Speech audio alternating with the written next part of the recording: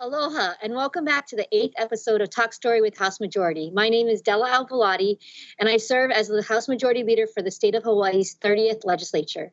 To our viewers, thank you again for joining us for this week's episode. The legislature is hard at work passing critical budget and COVID-19 relief bills. Additionally, mental health has been top of mind, and lawmakers are focused on making sure mental health services are funded. Today, I'm going to be joined by Eddie Mersereau, Deputy Director of Behavioral Health Administration for the Department of Health. Later, we'll be talking to Representatives Lynn DeCoite and Kyle Yamashita. Be sure to place your questions on the live stream featured on facebook.com/Olelo Community. So first up is Deputy Director Edward Mersereau. Edward, can I call you Eddie? Yes, please. Edwards is too formal. Thank you so much for joining us. You know, during this pandemic, we have seen mental health services and the need for mental health services escalated. So I really wanted to bring you on so that you could talk to us about what your division does, the Behavioral Health Administration. And maybe let's take a step back and really focus in on what was your agency, what was your department doing before the pandemic to strengthen mental health services throughout the state? Yeah, thank you. And thank you for having me on. So before the pandemic, the huge focus was to improve access and effectiveness of the behavioral healthcare system. You know, in 2008, when we had the downturn, there were some slashes in mental health and stuff like that. We've been building it back up ever since.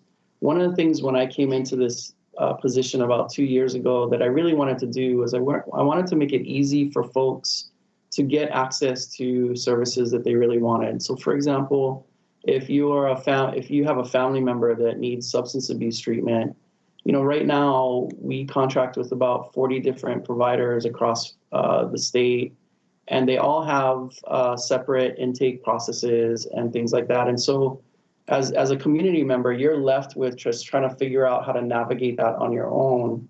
And what we were trying to do was to create this system where you had one number to call, and community members could call that number, doctors could call that number, probation officers across the board, and that we would help do that navigation with you to get you linked up to the substance abuse and mental health services that you need. It's called Hawaii Cares, and we were starting to build it right before the pandemic. And we really want to make sure that people get treatment when they need it, where they need it, and how they need it, and figure out all the administrivia on the back end. So when you say coordination, and when I hear you talking about the different places from which people could be referred, whether it's from within their own family because they know that they need these services, from their doctors, or from the court system, this really takes a lot of coordination with agencies. So another agency that you've had to work very closely with is the Department of Human Services. Can you talk a little bit about that partnership? Yeah, so they've been amazing. So we work with Medicaid. Judy Moore-Peterson is the Medicaid director for the state of Hawaii, and her and I have almost weekly meetings and conversations about how can we use the term link and sync the services that we provide, the services that they provide, and make sure that we're capitalizing as much as we can on those federal dollars that we're able to draw down through Medicaid. We get about 60 cents on the dollar in terms of Medicaid reimbursement for a pretty broad range of services that we could provide in the state. And so that linking and syncing and that coordination is super important and has been and will continue to be. We've been talking about working on Medicaid waivers that would allow us to draw down even more federal funds for the services that we're providing. And pre-pandemic, we were looking at that, and we were starting to develop concepts about what kind of waivers we would apply for at Medicaid. And during the pandemic, we've actually increased the frequency of discussions that we've been having about that particular issue and topic.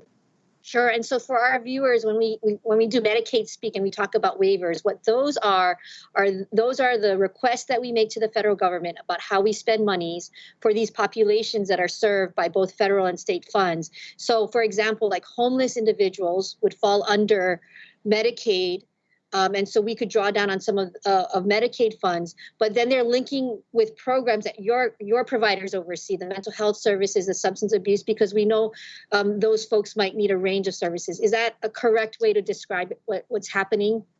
That's exactly correct. So the Medicaid director for the state of Hawaii basically goes to CMS and says, how do you guys feel about us charging you for these services that we provide in the state? And Medicaid will say, yeah, go ahead through the waiver, and that will give us permission to do that. And then we then do those services and provide those services, and then we turn around and bill Medicaid for a portion of that. And then those funds that we get back go into for the Department of Health, for BHA, go into a special fund that we can then continue to turn around and use to provide services that are not paid for by Medicaid and that we can't get reimbursed by Medicaid. So that cycle kind of continues, and that creates a little bit of sustainability for us. And I'd like to really focus on it, because what we're talking about now is all pre-pandemic. This is what DHS and DOH was doing pre-pandemic. Now, building up a fund to ensure that health services, mental health services can be sustained. You have all these plans in place. Pandemic hits. How did you and the Department of Human Services pivot at that point when we were starting to go into shutdown, shelter-in-place orders? Well, somebody smarter than me once said, never let a good opportunity go to waste, or a good crisis go to waste. So we looked at pulling the opportunity out of this crisis. So one of the things that we knew we had to do right away was we had to start to capitalize on the work that we had been doing previously, especially when we are looking at universal messaging across the board for behavioral health and substance abuse providers. So I got together with the Department of Human Services, Homeless Programs Office. I got together with Scott Morshige from the Governor's Coordinator on Homelessness, and got together with a number of other providers and entities within the state. And we decided to put together what we called the Behavioral Health Statewide Unified Response Group. It's a mouthful, so we just call it a SURGE. And we started to do these weekly kind of seminars and workshops online so that we could talk about the guidance. You know, a lot of folks had questions about what kind of PPE do I need to use if I'm out there working with a homeless provider or as a homeless provider. And so we started to develop that guidance. And what it did was it really strengthened the coordination and the linking and syncing that we had already been working on. And it provided us with a lot of opportunity to try new things. Telehealth has been amazing for us.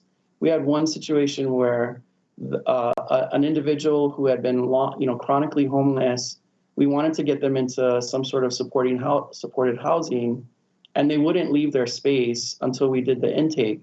We were able to do that intake via telehealth, and so we skipped a step and were able to get them from the place where they were straight into supportive housing, and that really kind of made all the difference for us.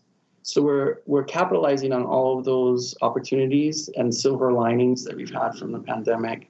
I think in some ways it's really actually made us stronger, and it's pushed us in the direction that we were already trying to go. So I appreciate that you bring up telehealth, because I think we're seeing, we're going to have this opportunity to do the rear view mirror look later on, and telehealth is going to be a very, very big thing.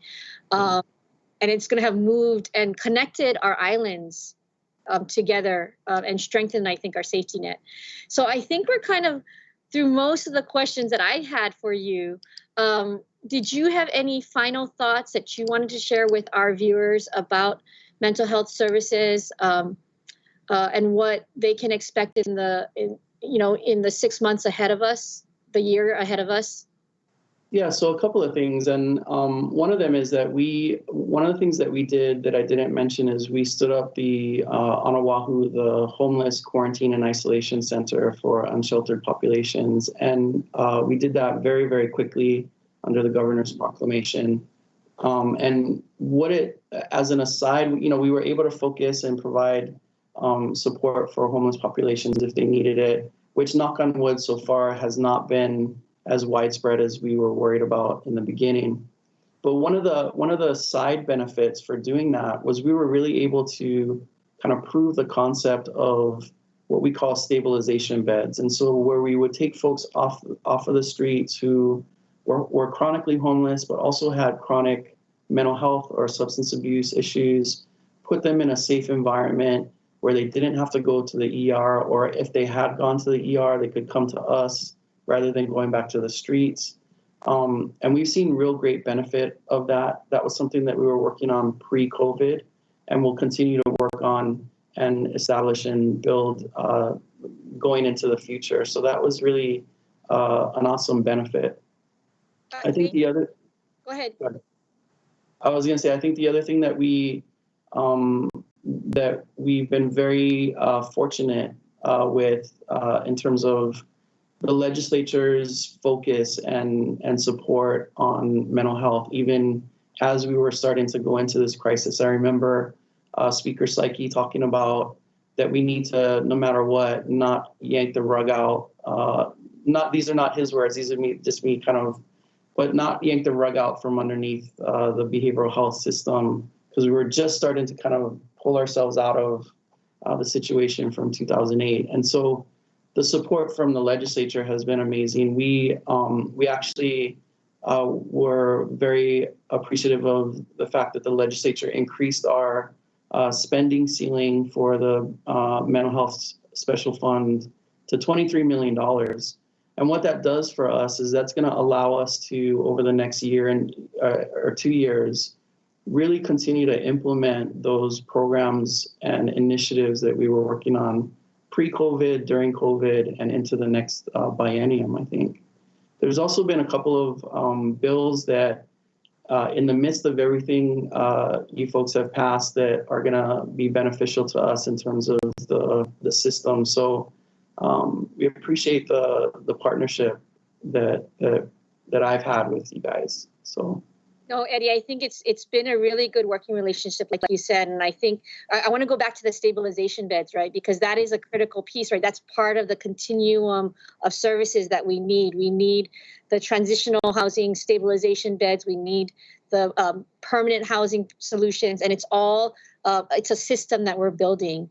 I'm going to throw you a little bit of a curveball because, I know that this has been top of mind also for many of us. And I know our next guests have also struggled with this issue. But I did want to put a plug in for what can we do as people are struggling with, everyday questions, and then the topic of suicide. Because I think that, I know your shop also oversees a suicide prevention effort. So if you could make a quick plug for those kinds of things also, because that's part of mental health.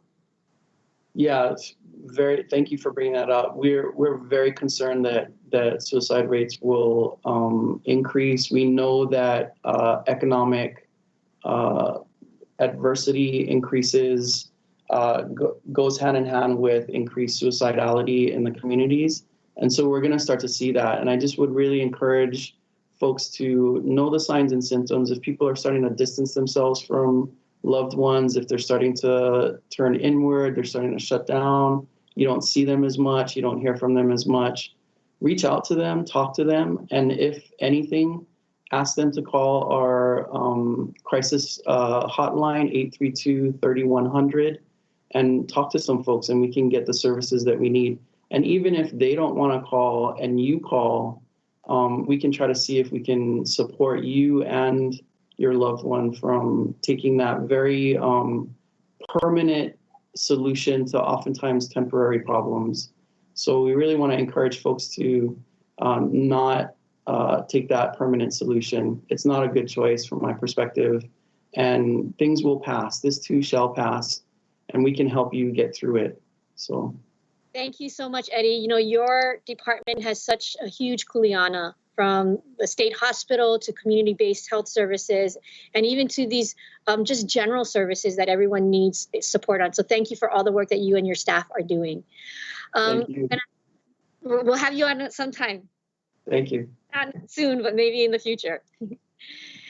Thanks. Now, if we could transition, before I go to my guest, I'd like to ask Alelo to put up a slide that shows the funding initiatives that the legislature has been engaged in from May through June. And as that's going up, I apologize if it's small print, but what I really wanted to share with our viewers is that the legislature's lawmakers, executives across the state have been very concerned about providing immediate relief and also positioning our economy for recovery. So in May, I wanted to share with you, over $500 million went to the counties from the CARES funds to really address some of these immediate relief needs. And it was great to see the counties take the effort to make sure that these funds were getting out to the community in the form of food relief, rental assistance, small business.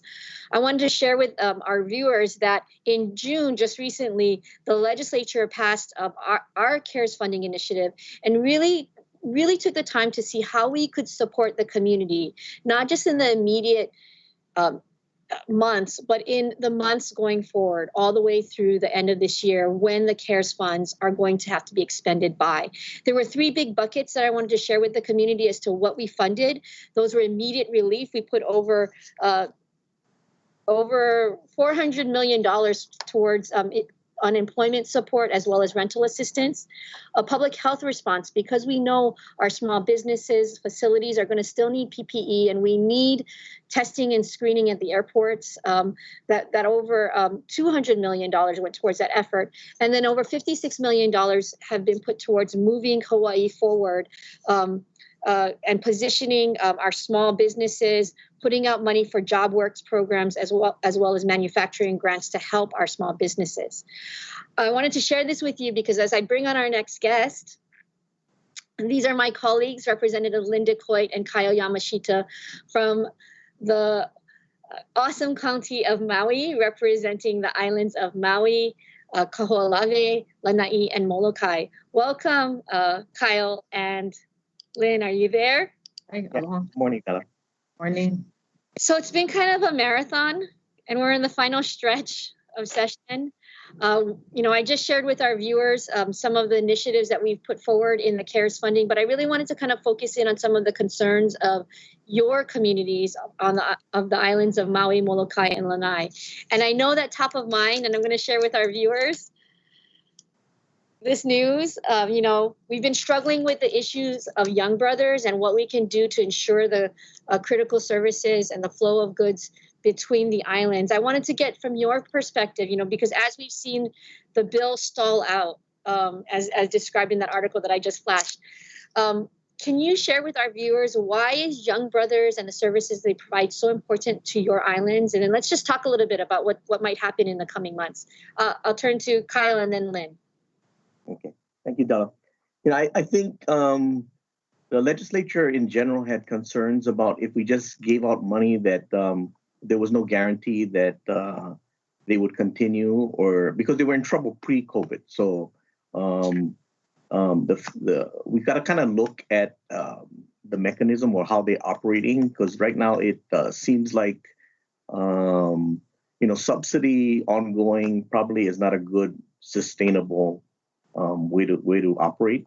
So one of the things that I believe is that we got to kind of relook at the structure of how we operate. So the expensive part is the LCL, and to some degree, some of the other moving cattle and agriculture and those types of things.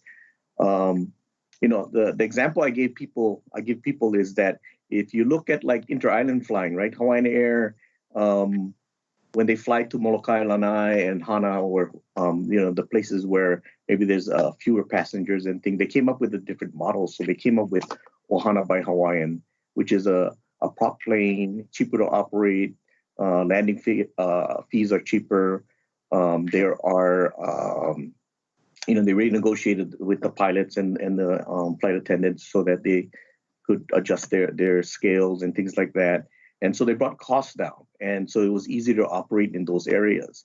I think Young Brothers, for these types of things, we got to kind of look at that as maybe options. What that is, I'm not sure, because that's not my business. But I point to what Hawaiian Air did only because I think that's something similar, right? There's not enough scale. to fly to these areas, to provide services for these areas. So we got to come up with a different model to service them. And, we, in general, the neighbor islands, we're an island state. So those are our challenges, that other states don't have. So, we got to look at, unfortunately, Maritime doesn't really have any kind of federal subsidy that we can find immediately. But I think maybe, we need to look. I think there's always a possibility that there's something that we can look to. But we got to look at everything. And I think that's why the legislature decided to pause right now and see what else we can, have more conversations and see what we can come up with. I think that notion of a pause is really important, and we'll talk a little bit about that. But Lynn, I wanted to hear from you, like, why is Young Brothers and the services they provide so important to your islands? And I think you're the only representative that has a canoe district, really. First of all, thank you, Della. Thank you, Kyle. It's very essential, as you folks know. It's the only water carrier to Molokai that can actually bring our food, our cars, vehicles, an island that does agriculture, tractors, and so forth. While there are, boats that do go back and forth to Maui and do shopping and so forth, you're talking about equipment, generators, other things, public utilities with the electric company, those kinds of stuff that you cannot put an electric pole on. You need this carrier. You need the bare essential services, which is what Young Brother provides. But, as we looked at this in the beginning of last year, and I've had this conversation, I introduced House Bill 2475. I saw it coming. We knew that YB was already in trouble. I agree with what Rep. Yamashita has said. We really got to look at how the operations of any business goes, because we're responsible for taxpayer dollars on how we go about using that, first and foremost. My big issue with this is, as we start off with something, again, we talk about sustainable. That word is the buzzword. It's always being used. And, we have to sustain ourselves. We were at one time talking about, it was proposed by, some people that, we need to have our own voice. We need to be our own county. And how can you be on county with one not even being able to have essential services or sustain yourself on an island, such as Molokai, I would take, for example. We depend on the people of Honolulu, the people of Maui, to help subsidize the bulk of what we have and those essential services. And really, that's what the bill is asking for, that we need help. We continue to need help, as Rep. Yamashita said, with Hawaiian and Ohana, them trying to accommodate us. In the process of that accommodation, we do get the backlash. We might have rough seas. There are certain things that YB is not able to do. And as most of us know, the new tugs that they bought was not made for Hawaiian waters. And they've had challenges coming in there. But without these services there, it's going to be really hard for people to have their things delivered. And as we see a lot of what Senate Bill 1427 brought, it was, legislature coming forward and saying, hey, this is something I think we could look at. It also allowed a voice for the livestock guys to be part of the decision making. They had their challenges, our cattle guys who truly have worked their butts off and tried to sustain themselves. At the same time, when we saw testimony come in, some of the testimony that came, and I thought, and like Rep. Yamashita said, we have to talk about this, because you're not going to have the cake with the frosting and everything. But we have our workers there. We talked about minimum wage increases. We know that, there was a wage increase, or should I say a charge increase that YB was pushing for. Well, we talk about minimum wage, and, we want our people and our employees here to have a good wage. And then we get people bucking them. So, they work hard. I've been on the ports. I do my own deliveries when I'm able to do it. And I see what LCLs. The bill that we have before us provides the LCLs, provides the same shipping schedules originally before pre-COVID-19 and during COVID-19, as they try to accommodate, try to cut. But some of the stuff just never work out at all. And at the same time, as we've had conversation, we got to make sure that I do not want to see another carrier come in and not pick up the workforce that is there. And that's what we've been challenging. We get carriers come in, but I cannot see one carrier coming in at this time. So I've asked that, we continue with the bill. Since the bill has stalled, we got to have this conversation, because you cut this lifeline off. It won't be only cut off to Molokai and Lanai. It will be cut off for the entire state, Hilo, Kauai, Maui, the Big Island. The bill as we have before us that stalled is the Molokai, Lanai. And I'm going to be real clear. It's Molokai, Honolulu, Lanai, Honolulu, back and forth, Molokai, Maui, back and forth. It won't do the routes of a Maui, Honolulu route. And those are the biggest areas that have LCLs. Now, keep in mind that LCLs is there because of the little guys, the small mom and pop stores. You push this and take out the LCLs, you'll now be paying huge amounts if you cannot fill the container. And that was our challenges from the beginning. LCLs is not a thing, it's not new. LCLs was talked about in the time of Glenn Hong some 15, 20 years ago. And we fought LCLs back then to protect the small businesses and mom and pop stores. So, I believe that we got to continue to have the conversation. It ain't over till session is over. And, I look towards my colleagues to and leadership and governor to come up with a solution that will meet the needs of everybody. And at the same time, but I'm fine to home, we have to have YB sit down, because I always believe that projections and fiscal implications are huge, but I like to look at the tax returns part of it and the tax filings. I think that's where we can go line item by line item and say, this is what I know we can live without, and this is what we can. And the other issue that we were faced with was that the transfer of this to go to the DOT, the comment was made that, we wouldn't have a proper vetting. And I believe we would, because then that proper vetting would be the legislature and we're talking rate increases. It would have to come back. And so that's where I'm going to leave it. And but thank you. And that's where I believe we should look at, is continuing this conversation. I really appreciate you folks kind of fleshing out what all the issues are, because, we're often criticized as the legislature, or we're just going to push something through. But this clearly is an issue of, or matters of great import for so many parts of our state, that we have to let the conversation continue and not just force any kind of compromise on anyone. I think, I hope this is a session that will come to an end, that we may have to deal with this in the future in other ways, but I know that the conversation will continue. I'd like to end, we're almost near our end, but I wanted to give you folks some time just to talk about something, the CARES initiative, what's happening in your community. One last thing about anything that you might have on economic recovery.